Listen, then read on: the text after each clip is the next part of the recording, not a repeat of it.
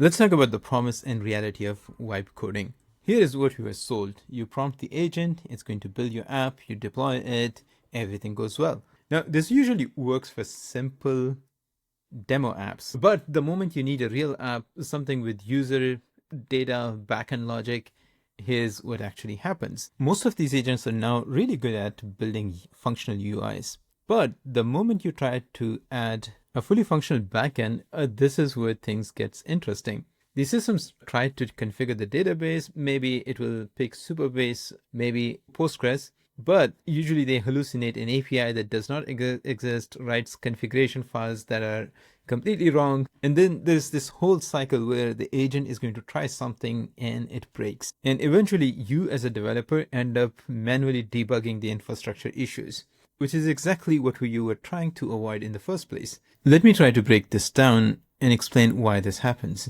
When your agent is trying to build a front end, whether it's React, HTML, CSS, it's working with well-documented, predictable APIs.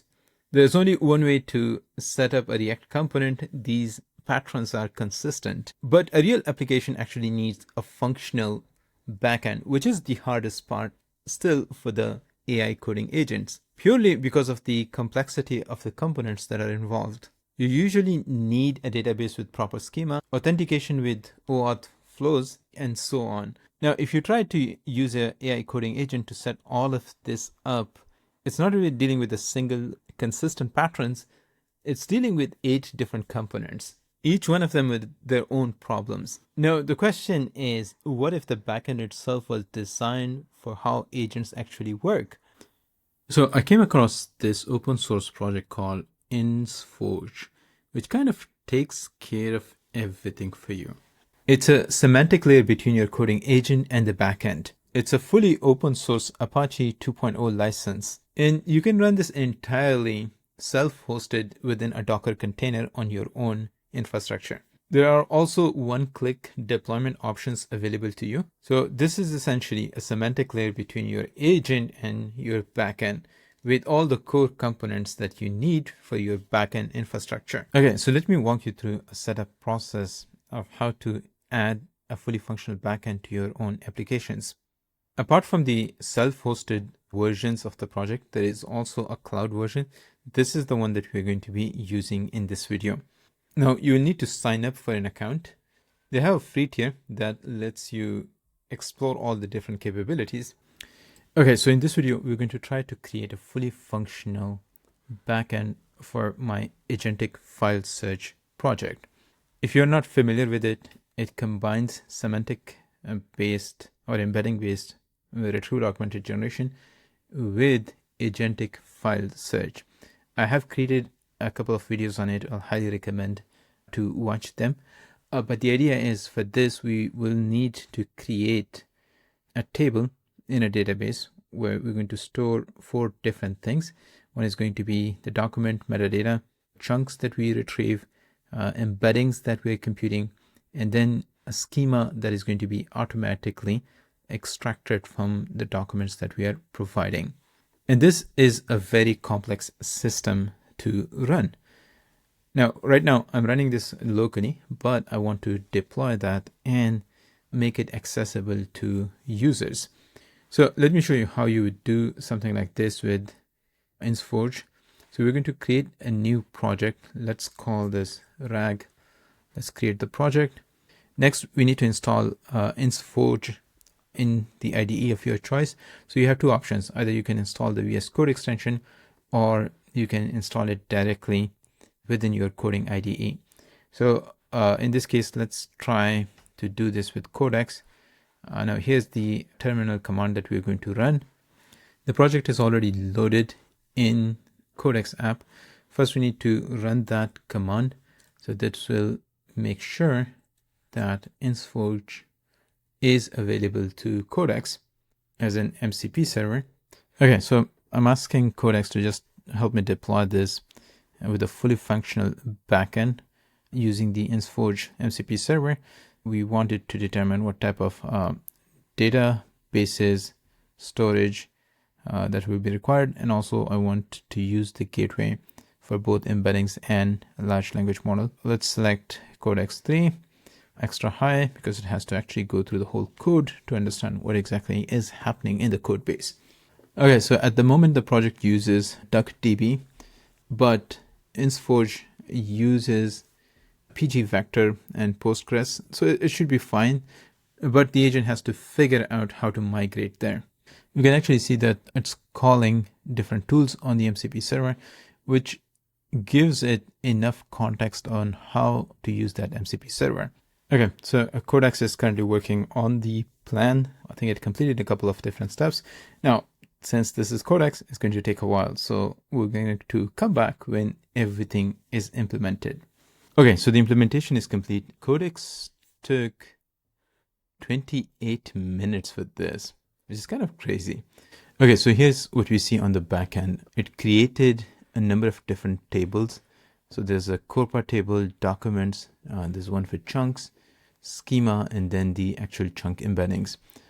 If you want, you can add authentication, either using email, Google Auth, or GitHub Auth. Then it also created the databases for us.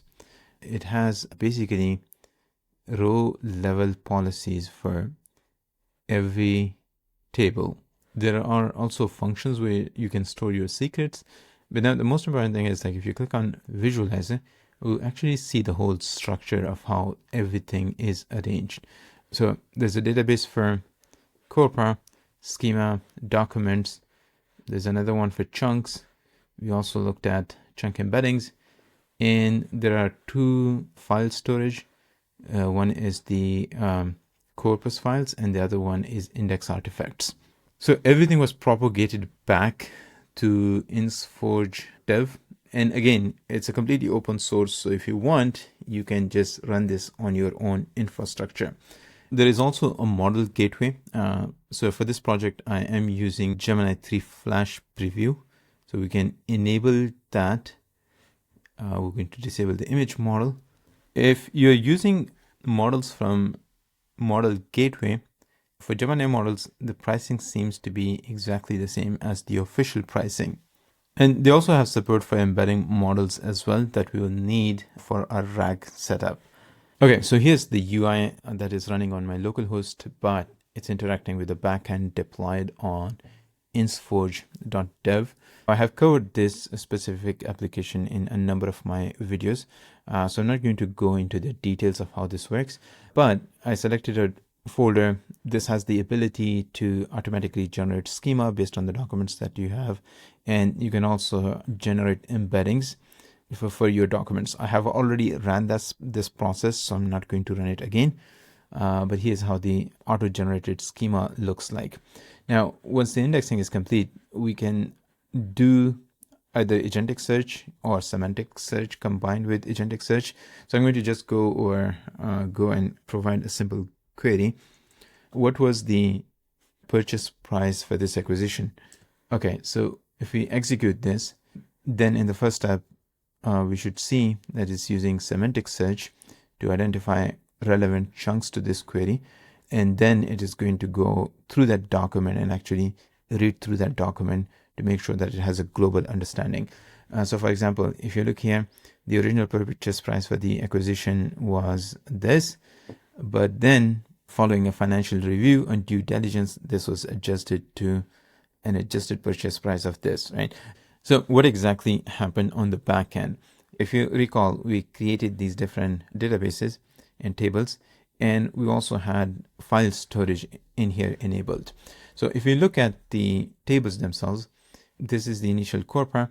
It uploaded all the original documents. So you can actually see the documents being uploaded here. Then all the chunks and where those chunks are coming from, along with the schema and the actual embeddings.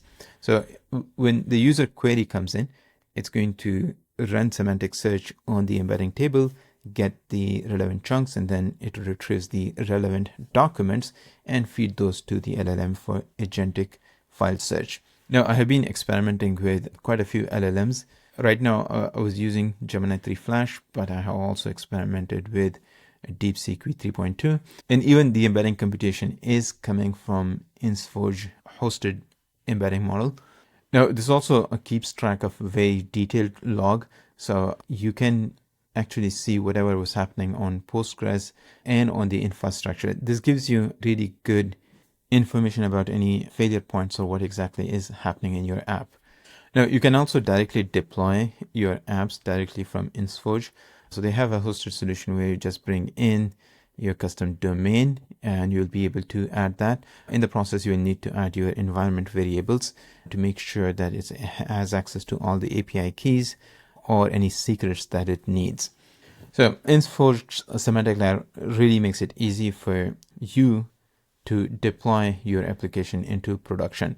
And the thing that I like the most about this is that it's open source. So you can actually see what exactly is happening, and you don't have to use their platform if you just want to deploy it yourself. Anyways, that's it for this video. Let me know if you have any questions in the comment section below. I hope you found this video useful. Thanks for watching. And as always, see you in the next one.